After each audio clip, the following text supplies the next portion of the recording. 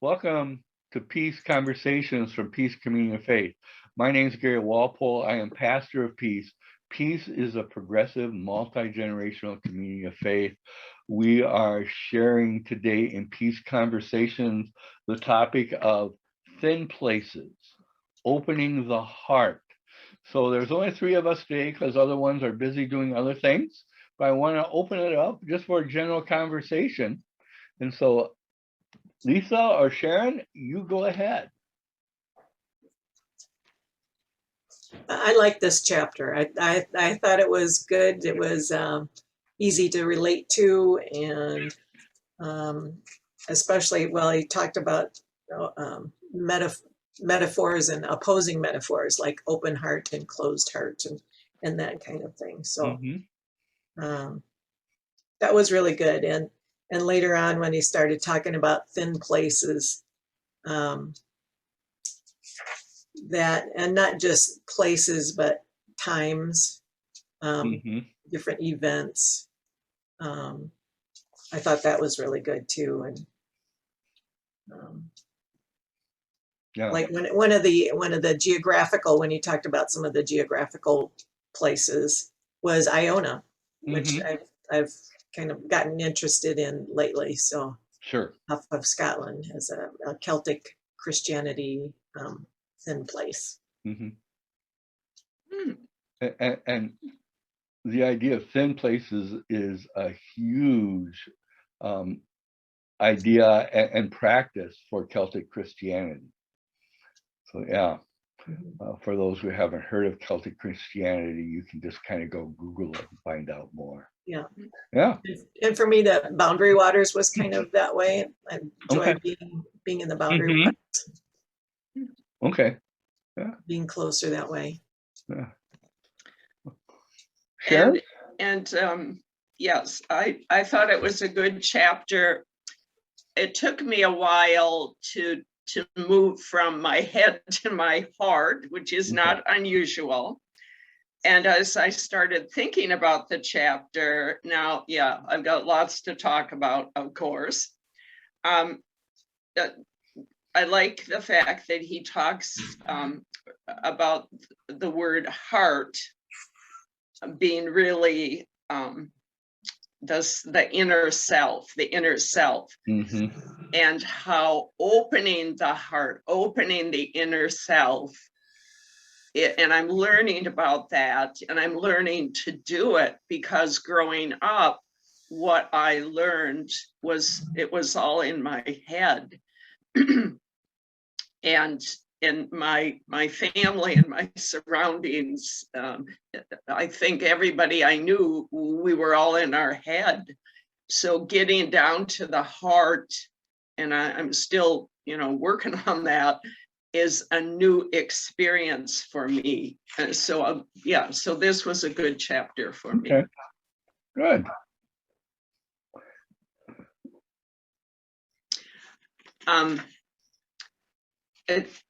Where he starts listing what is a closed heart on page 152, and how a closed heart affects a person and their being, and you may want to talk about this later, is how people with closed hearts, I'm not sure they know they have closed hearts. And for some people, it works.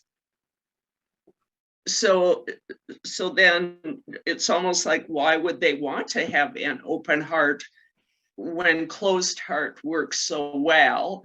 And, unless, and this is my experience, unless you end up in the abyss, there is no reason to think about change, to think about moving from a closed heart to an open heart. Or you don't even know what you're missing. Yeah. So we are using the book, The Heart of Christianity by Marcus Borg. So we make reference, that's the book we're making reference to, and the Thin Places is a chapter in there. And Sharon, you mentioned some things he talks about that are closed hearts. What are some of the things he mentions in the book? I know he has a list. Yeah. What are some of the things in that list? Blindness and limited vision, Mm-hmm. bondage, a closed heart lacks gratitude. Okay. It is insensitive to wonder and awe. It forgets God. It's self-preoccupied, Mm-hmm. lacks compassion, insensitive to injustice. Mm-hmm. So, and really what you made reference to is kind of that first point. It has a closed heart has limited vision, and Borg says that goes along with the inability to see you have a closed heart. Yeah. Right? Yeah. And so that sense of people do not kind of value compassion or value awe and wonder. Those are signs of a closed heart, right? Right. Yeah. So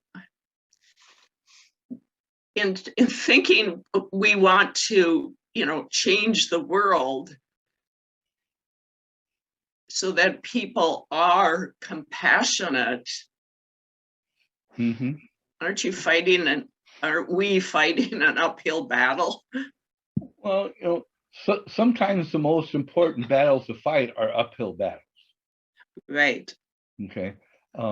If we were to look at Jesus and his mission and message, and if we were to identify success for Jesus as saying somehow in his lifetime, what he shared, his mission was successful, then Jesus would be a failure because he ended up dying rather than, starting up the first Christian church, so to speak. Mm-hmm. So sometimes it's just important to be compassionate and understand it's not about winning or losing. It's just Mm-hmm. about being compassionate. Mm-hmm. And that has more influence than we can imagine. And that, like, me being compassionate affects me also. I mean, it does something for me. Yes. To be compassionate, It whether does. it affects the other person or not. Yeah. Okay. And we never know how it may affect the other person or when it may affect the other person. I have had relationships with people that come back to me years later and will say something to the effect, you may never have thought, but, and then they talk about the significance. Yeah, and there was a time where, and I'm sure at the time, or those times, my compassion came out of my head, not my heart. Mm-hmm. But I'd walk away saying, well, that didn't do any good. Yeah. And now I see, first of all, if I had been compassionate from my heart, I would have been able to say and believe, doesn't matter if it did any good for the other person or not. Mm-hmm. Perhaps in the future, something will click. But in the meantime, it's doing something for me in terms of, feeling compassionate, which is a really nice feeling. Yeah. For me. Having an open heart and being compassionate go hand in hand. Mm-hmm. Once you have an open heart, you just automatically practice compassion, and we continually learn to improve on practicing compassion. And what I'm also learning is I can be compassionate towards others, I also need to be compassionate towards me. Yes. That And that was a big one for me. It's like, that's oh, I very, count too. yeah, that's very important, I Yeah. think. Early in the chapter, they talked about, maybe even before this list, I can't remember exactly where it was, but the fact that people want to think that they are, I think generally want to think that they're, good people, right? That there are only a small minority of people who are really hardcore and hardcore do not like people, do not want to be compassionate in any way. Most of us would be on a spectrum somewhere. Yeah. That yeah, at least part of the time we want to be. We want to be open and compassionate, and I can't remember where that was, but I thought that was a good note as well. Yeah, I think that's true. I think we are created to lean toward compassion. Some people have been so harmed. To not be compassionate is a defensive mechanism.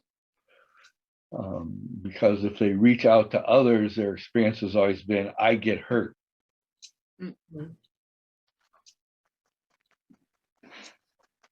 Right. Yeah.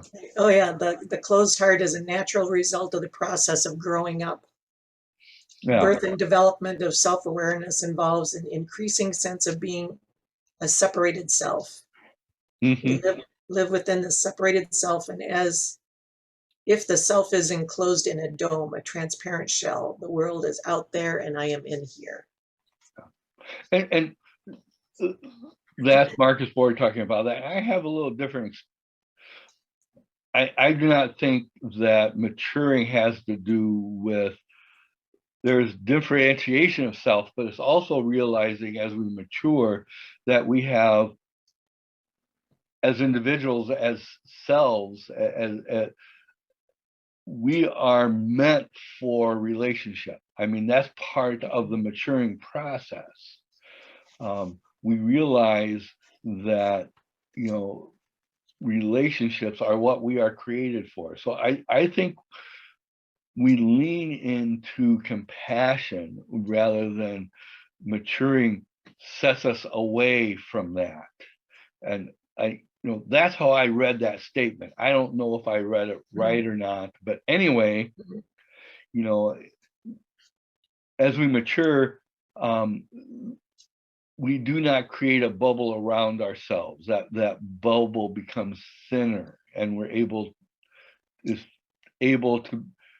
be penetrated more and more, because I think fundamentally we are ourselves meant to be in relationship. That's just fundamental what it means to be a human being. You cannot be a human being if you do not connect with other human beings. But don't you think there are people who have been so harmed that they stay separate because they don't? And I think you mentioned that, a couple of paragraphs before, that they stay away from relationships, out of self-preservation. And in a way that damages them, and the relationships they've had have damaged them, and that's why they do it. There needs to be healthy relationships. I fundamentally, as human beings, if we are not surrounded by other human beings, it's hard to develop as a human being. If there's been a couple stories of young children that have been lost in the wilderness, that have grown up not surrounded by other people, and then they're discovered years later, and they struggle to identify with other human beings. So there's Yeah. something just fundamentally about who we are that yearns for healthy relationships with other people, Yeah. right? Yeah. I grew up, I was saying I grew up in a pack of wolves. Okay, yeah, you see? Yeah. And if our experience of relationships is that we hang out with a pack of wolves, Yeah. Sometimes, right, sure, we unlearn that so that Yeah. we can have healthier relationships. Yeah, and thank goodness Yeah. that we can relearn. Yeah. Yeah, thank goodness. Yeah. And I do not mean to say, pack of wolves are not good, because wolves are good. But Wolves are good for wolves, but for not for wolves, but not for human beings, Yeah. Right. So in that same paragraph on page 152 that Lisa was reading, Yep.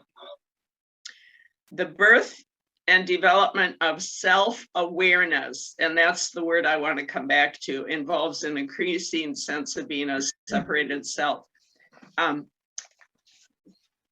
When I think, and I think Borg probably said this somewhere in the book, because I didn't come up with this in my own thinking, but I think what he said was, in the Garden of Eden, Adam and Eve were,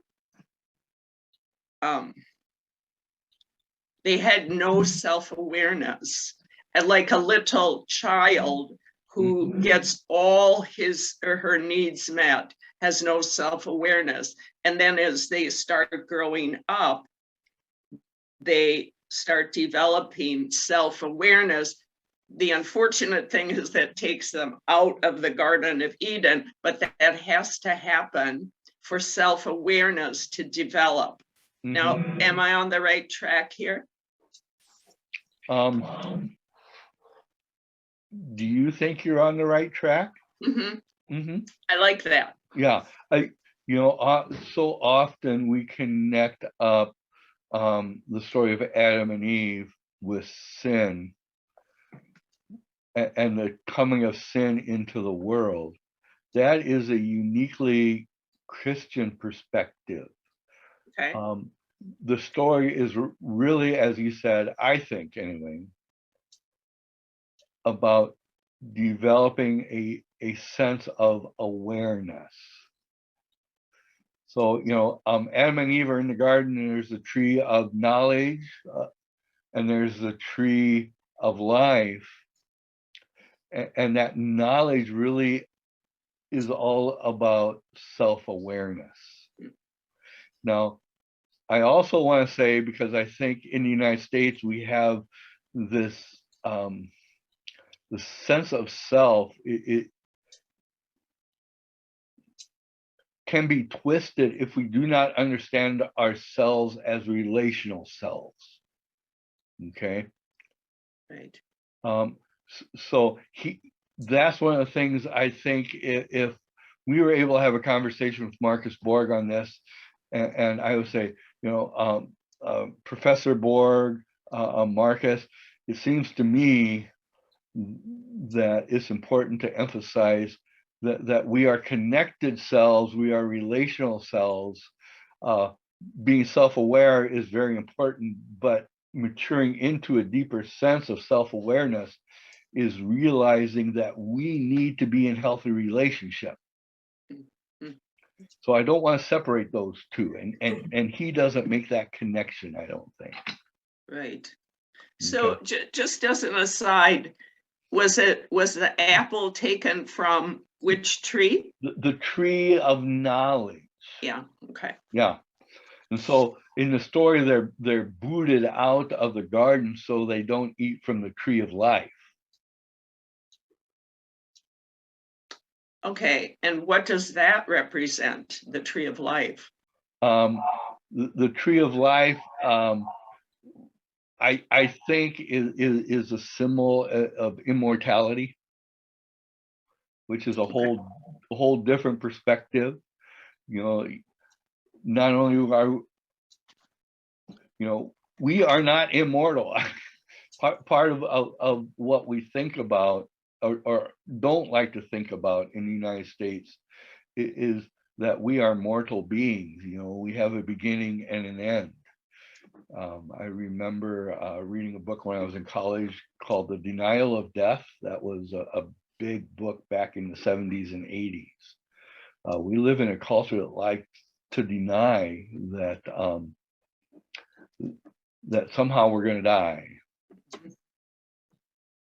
But that takes us off track a little bit. So Great. you can bring us back here. Okay. So Lisa, I'm going to go back to you because Thin Places is often about finding a place or some type of experience that allows us to easier connect with that which is sacred or divine. And so you talked about the Boundary Waters as being a place that can happen for you. Okay. Have you thought about, you know, what are some of the aspects of the Boundary Waters that help you do that?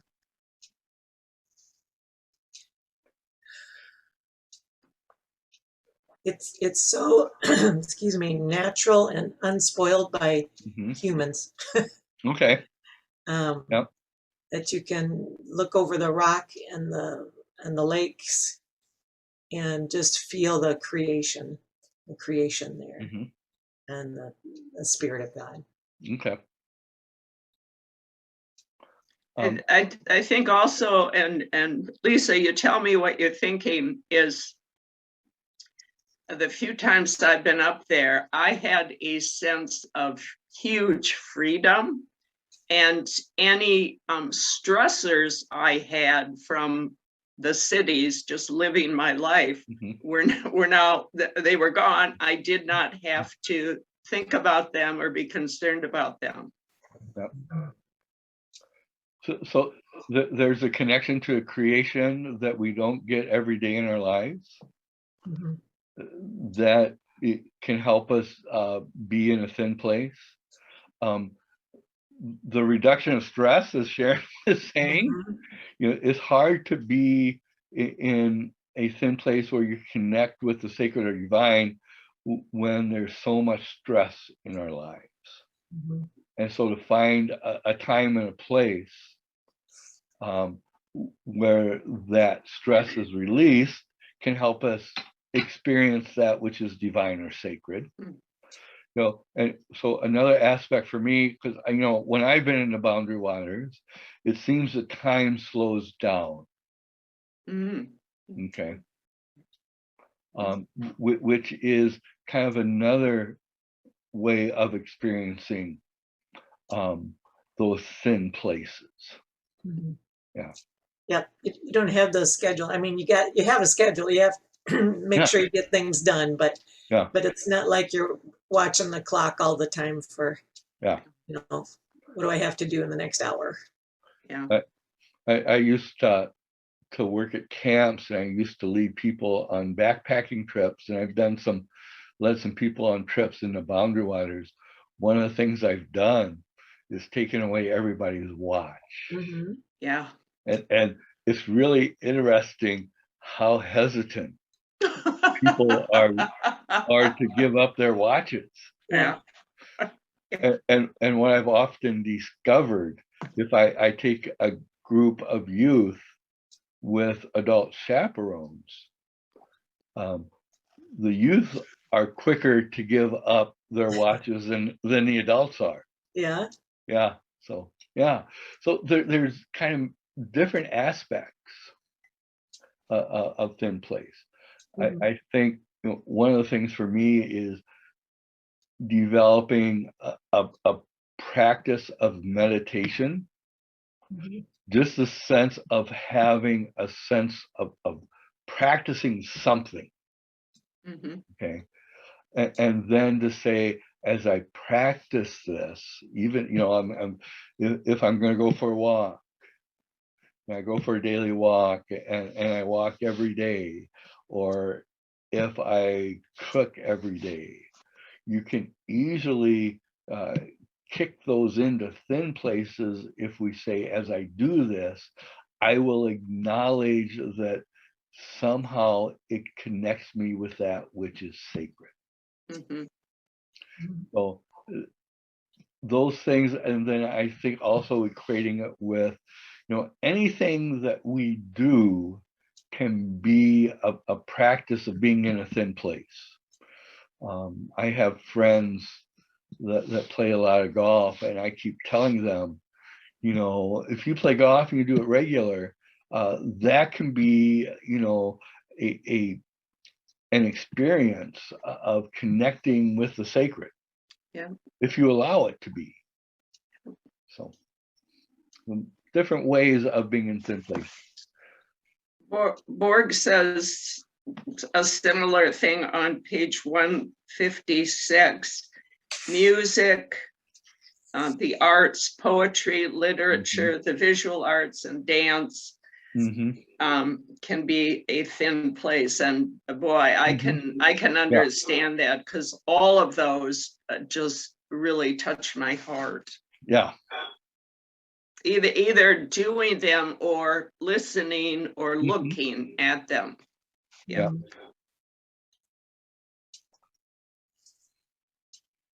I think that can be very true. I just have to go back and give you one line that I thought was hysterical. Page 154. When Borg says, when he's not in a good mood and he's grumpy or self-occupied, when I stand in a supermarket checkout line and all the people I see look kind of ugly, I know that my heart is closed. Yeah. I thought that was great. Yeah. Everybody looks ugly to me.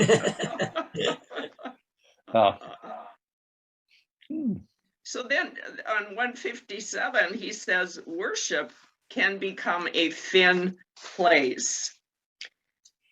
And I'm in agreement with that, but but I was wondering, especially with liturgies in conservative churches, how are teenagers relating? I don't think how are teenagers thinking about liturgies and thin places?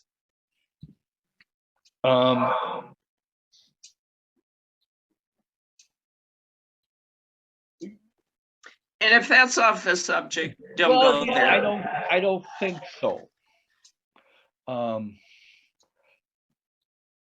Here, the first thing that popped in my head: teenagers, young adults, because they see right now, I think, the church in general, and this is not true for all young people, not just teenagers, but young adults. The church does a lot of hypocritical stuff.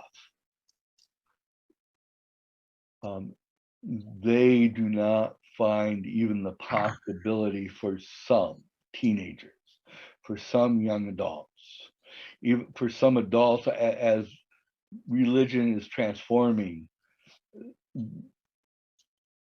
they don't even see the possibility of thin places in churches, because the church has been equated so much with hypocrisy.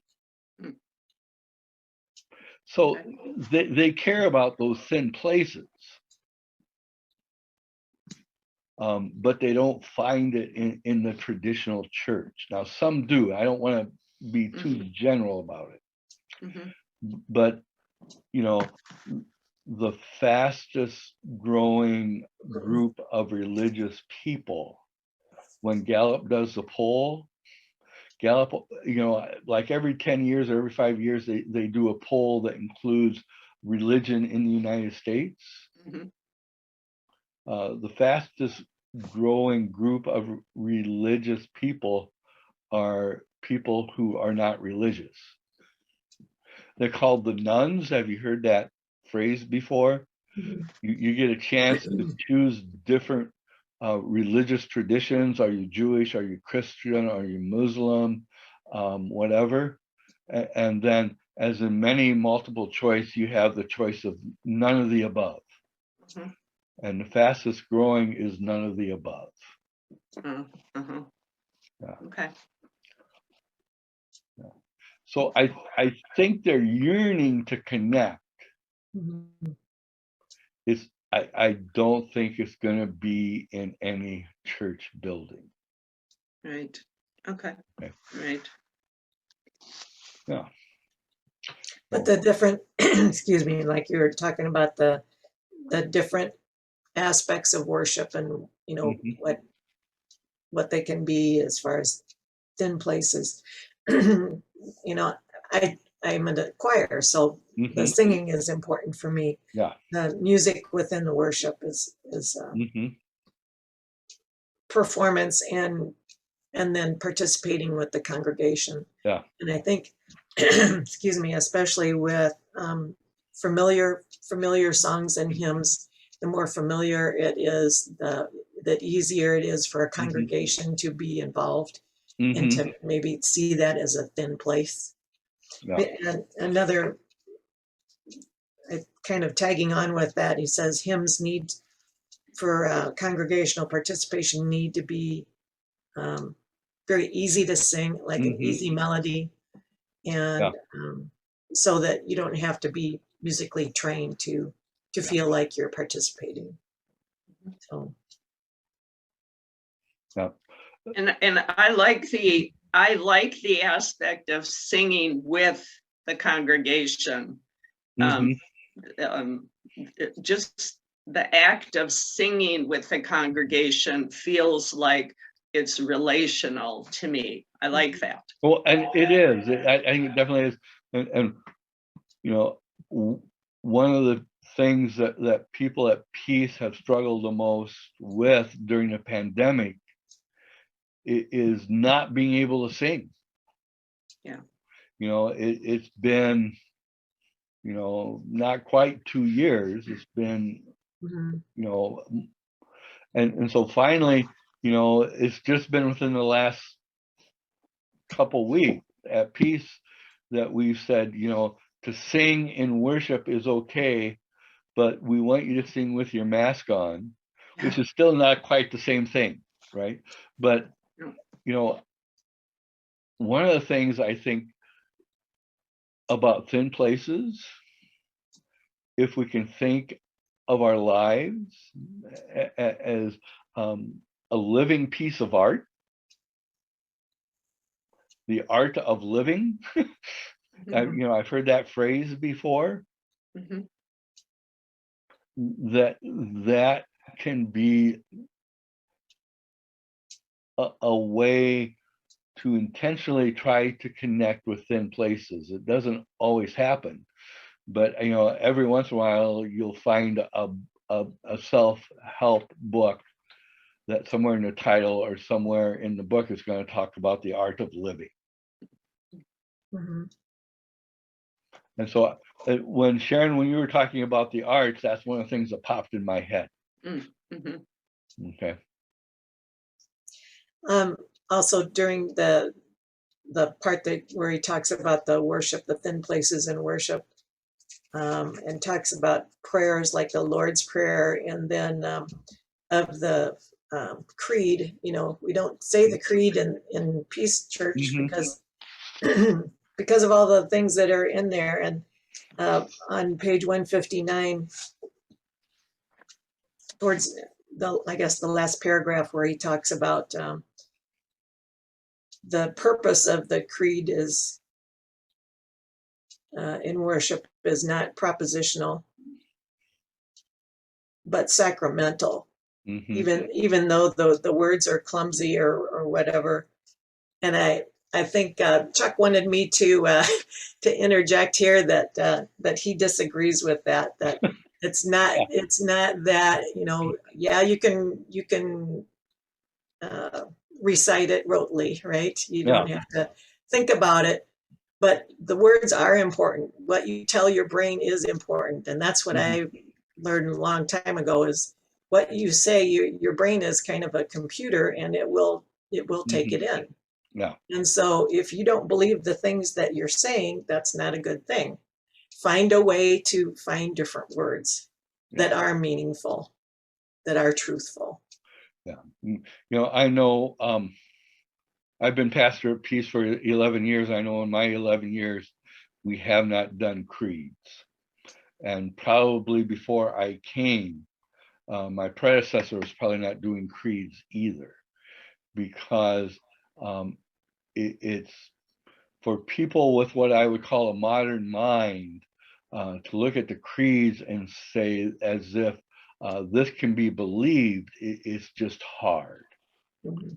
And he, Borg, I understand, wants to say, these are not prepositions you have to believe, but I would, as a clergy person, not ask anybody to say something or to say a creed that somehow does not align, at least at peace, with a progressive faith. And there just aren't many of those kind of things. Every once in a while, we'll do what I call an affirmation, but we don't do creeds. Yeah. Yeah, and I'm sorry. Go ahead. Yeah, I can remember reciting creeds, and it was all in my head, and it was just, kind of time consuming part of the service. Yeah. And my sense of having something like that in worship, at least at Peace, and I think in general today, is more of a barrier to faith than it is an affirmation of faith. Right. That's my sense. In our reworded Lord's Prayer, I think is very good and meaningful. Thank you. Yeah. So I spent about a year and a half of trying to figure out how to rephrase the Lord's Prayer that I thought the people at Peace could share in a faithful way. So, and it's interesting, there's people that have come to Peace that really like the Lord, what we call now the Christ Prayer, not the Lord's Prayer. But there's people that have come, a couple people since I've been here, and said they really like, worship at Peace, but they struggled because the traditional Lord's Prayer is really valuable to them. And they really needed to go find a church that had the Lord's Prayer, because that Lord's Prayer was a thin place for them, right? And I think that's really valuable. For me, it's not either or. For my grandmother, the Lord's Prayer was a thin place. And so it's really valuable. And we don't want to take those thin places away from people. But I do want to acknowledge for many people moving into the future, the traditional Lord's Prayer does not speak to them. Even more so, the creeds are a hindrance moving forward. But the Lord's Prayer can be that too. But for other people, it is a huge thin place. And I think that's okay. I remember visiting people in the hospital that were dying, had not been verbal for a long time, but I would start saying the traditional Lord's Prayer with them because it was so important. And all of a sudden, then they're reciting it with me. And so any thin place that connects us with the sacred, that helps nurture our lives in a way that Sharon reminds us, allows us to be compassionate, is a good thing. Okay. That's kind of my perspective anyway. Yep, I agree. So are there any other things that are just spinning or burning in your minds as we come to our last maybe 5 minutes or so? I just have one more thing, and it was interesting to me that on 163, Borg said that Dag Hammarskjöld was a Christian mystic, Yeah. though few knew this during his lifetime. Hmm. Did you know that? Well,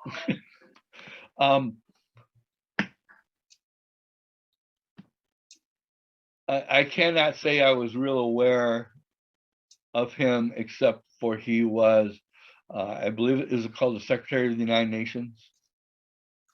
But he Yeah, was, Secretary yeah, General of the UN. so he was the leader of the United Nations for a number of years. But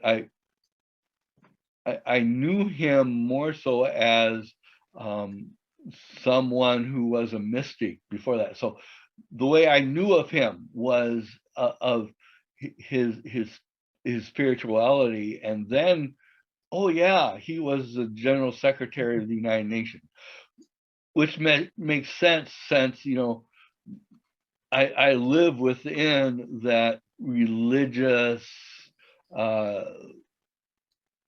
feel of our time. I'm a clergy person, so that I spend a whole lot of time with other clergy people, and we always talked about him and his spirituality and the significance of that, particularly for mainstream progressive people. And then we were reminded, oh yeah, he was General Secretary of the United Nations. So right? he was progressive, a progressive. I would say he was a person who had an open faith. I think at the time he lived, they were just starting to use that language of progressive. Okay. So I don't want to pigeonhole him as if what it means today to be progressive. Okay. But definitely he is a person that progressives can look to and say, this is a person of a deep faith that has things that we need to hear. The same thing with Martin Luther King Jr. He was not necessarily a progressive, but he was definitely a saint. So and so I think we all have, including the three of us here, significant value because we can connect with thin places, and that opens our hearts, and that's very valuable. Mm-hmm. And that happens not only in the Christian tradition, but in, I think, all the world religious traditions can be. I think the more institutionalized a religion becomes, the harder it is to find thin places. But within each religious tradition around the world, there have been those who have given us direction on how to be in the presence of God in a healthy, compassionate way, which is really all about thin places. Another thin place, I do yoga, and at the end of our yoga sessions, we always do a short meditation, and sometimes it's a guided meditation, and sometimes it's just a silent time, but that's always a time to just kind of slow down and reconnect. I know within the Buddhist tradition, at times I've retreated or been in the presence with Buddhists. I know one of the things they talk about that's very valuable is called noble silence. And that's all about being in thin places. So it's important for us to claim the value of that, not only for ourselves, but for the well-being of the whole world and all the people of the world, whatever their faith tradition may be. Yeah. And Chuck also shared some particular places, thin places that he experienced, and he lived in Arizona for about 6 years, and Sedona for him, being up in the rocks. And then in the desert were a couple Okay. different places that Mhm. that were thin places for him. Okay. Okay. Yeah, this is a good chapter. It's a good reminder of, you know, an open heart, a closed heart, and just a Mhm. little self-awareness, right? You know, Mhm. Yeah. as you go about your day, is, you know, if I'm being judgmental or crabby Mhm. or something, maybe I need to open my heart a little more. Yeah. Well, and just having that brief exercise as Borg was talking about, to realize when it seems the world is ugly, Yeah. to be able to step back and remind ourselves of the need for compassion for ourselves, Yeah. and compassion for others. Yeah. Mhm. I just want you two to know you both look really, really good to me today. Oh. And Well, you know, so do I, and, Jenny. and so do That's you, good. Sharon. Yeah. So, and you know what, that's a great thing to close on. So I just want to say thank you two very much. Thank I you. hope you have a good rest of the week. Yeah. Thank you. You Yeah, too. and Oop, I look forward to our next time together. Okay, Okay. So Me bye-bye. too. bye bye. Bye, guys. Bye-bye.